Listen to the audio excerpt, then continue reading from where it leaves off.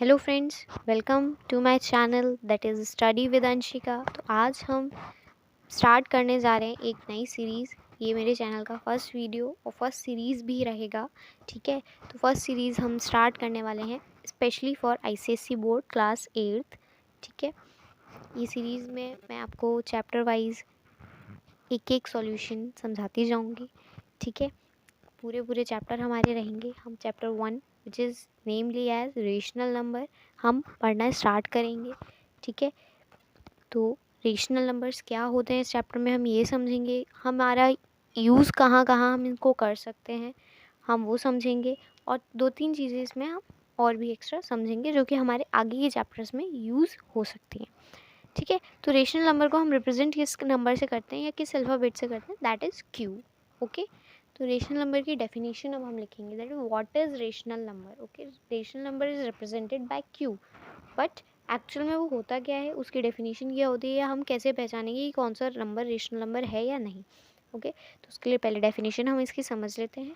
Numbers which can be expressed in the form of P upon Q. ठीक है, जो भी नंबर आप पी अपॉन क्यू की फॉर्म में, मतलब किसी भी फ्रैक्शन की फॉर्म में आप लिख रहे हैं, जहाँ पर कि क्या होना चाहिए, पी और क्यू जो होने चाहिए आपके इंटीजर्स होना ज़रूरी है।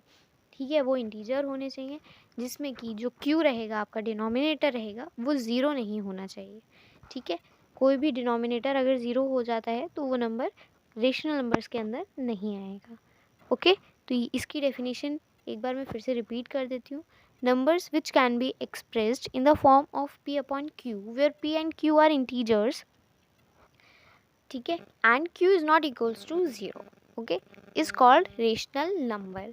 आप इसके आगे लिख सकते हैं, अगर आप स्टार्टिंग में क्यू ना लिखना चाहें तो आप नेक्स्ट पॉइंट से आप लिख सकते हैं कि it is represented by the symbol of Q या बाय क्यू। ओके, तो हम इसके एग्जाम्पल कुछ देख लेंगे, दैट इज़ 1/1, 0/1, 1/1, 2/1, ओके, -1/1 भी हम ले सकते हैं, and so on up to बहुत सारे नंबर्स ऐसे हो सकते हैं। ठीक है, कोई भी नंबर जो आप पी अपॉन क्यू की फॉर्म में लिख सकते हैं, पी अपॉन क्यू बोल सकते हैं, हम ए अपॉन बी बोल सकते हैं, it's to you. Okay, but ideal definition हमें पी अपॉन क्यू ही बताती है। तो हम कुछ नोट समझ लेते हैं, एक नोट डाल के आप लोग इस चीज़ को समझ लीजिए। कुछ स्पेशल कंडीशंस होती हैं रेशनल नंबर्स की, ठीक है, वो आप समझ लेती हैं। तो पहला पॉइंट जो आपका रहेगा वो हम समझना स्टार्ट करते हैं, that is n upon 1 where n is a natural number. n upon 1 जहाँ पर कि क्या है, n एक नेचुरल नंबर है। ठीक है, तो क्या होगा यहाँ पे, every natural number is a rational number. क्यों? क्योंकि हर नेचुरल नंबर के अपॉन में हम 1 लगा सकते हैं। ओके, जैसे ही हम 1 लगाएंगे तो वो पी अपॉन क्यू की फॉर्म में आ जाएगा। दूसरी चीज़, जैसे ही वो पी अपॉन क्यू की फॉर्म में आएगा तो हमें क्या कंडीशन चेक करनी है, क्या दोनों नंबर्स इंटीजर्स हैं। तो हाँ, क्योंकि हर नेचुरल नंबर इंटीजर नंबर्स के अंदर आता है। नेचुरल नंबर 1 से स्टार्ट होते हैं, हमें पता है ना, और इंटीजर्स के अंदर 1 से आगे ही काउंटिंग आती है। वो नेगेटिव नंबर्स और पॉजिटिव नंबर्स दोनों ही रहता है, और साथ में एक neutral number that is zero भी लेता है। ठीक है, तो ये हमने आइडेंटिफाई कर लिया कि हाँ, ये दोनों जो हैं इंटीजर्स हैं।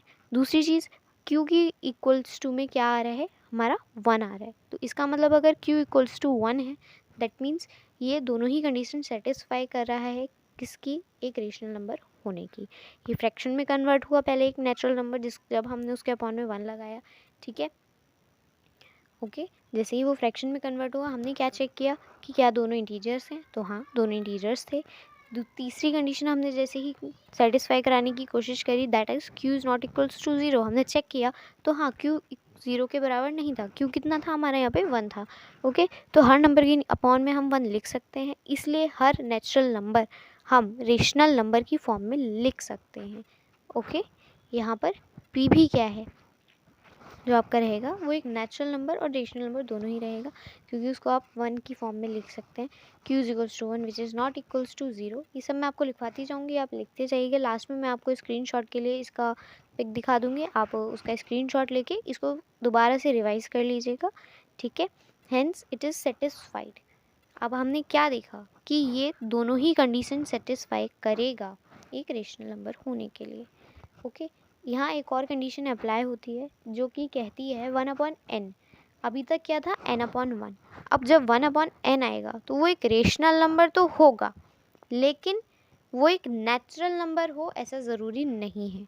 ठीक है, 1/1 है तो वो नेचुरल नंबर हो सकता है, लेकिन 1/2 है तो this is not a natural number, this is a rational number only. Okay, तो इसमें कंफ्यूज नहीं होना है। सारे नेचुरल नंबर रेशनल नंबर हो सकते हैं, लेकिन सारे रेशनल नंबर नेचुरल नंबर हो ऐसा ज़रूरी नहीं है। ओके, तो आप इस चीज़ को समझ लीजिए, इस चीज़ को नोट करते जाइए साथ साथ में, और लास्ट में मैं स्क्रीनशॉट दे दूँगी। अगर आपका कुछ छूट जाता है तो आप उस स्क्रीनशॉट की मदद से आप उसको कंप्लीट करके इसको अच्छे से समझिए। नेक्स्ट सीरीज़ हम कंटिन्यू रखेंगे, जो कि आपको 2 दिन बाद मेरे चैनल पर मिल जाएगी। तो स्वागत है आपका हमारे साथ, मैथ्स में आगे बढ़ते हैं। ओके, कोई भी आपका डाउट है, कोई कन्फ्यूज़न आपको आती है तो वो आप मेरे से कमेंट सेक्शन में पूछ सकते हैं। ओके, उसका सॉल्यूशन मैं आपको एक प्रॉपर सॉल्यूशन सॉल्विंग वीडियो में आपको दे दूँगी। ठीक है, जहाँ पर आप ही लोग के क्वेश्चंस रहेंगे जिनका सॉल्यूशन मैं आपको बताती जाऊँगी। वो बुक है क्लास 8 की mathematics today ICSE board. 3 mainly इसके राइटर हैं OP Malhotra, SK Gupta and अनुभूति गंगल। ओके, एस्टर्न पब्लिकेशंस का ये बुक रहेगा। एट लास्ट मैंने आपको जैसे कि बोला था कि मैं आपको स्क्रीनशॉट के लिए इसका पिक दिखा दूंगी, तो आप इस चीज़ का स्क्रीनशॉट ले सकते हैं और अच्छे से इसको रिवाइज़ करके आइएगा, ताकि नेक्स्ट वीडियो जब हम नेक्स्ट लेक्चर स्टार्ट करें तो वो चीज़ आप अच्छे से समझ सकें। Okay guys, thank you and have a nice day.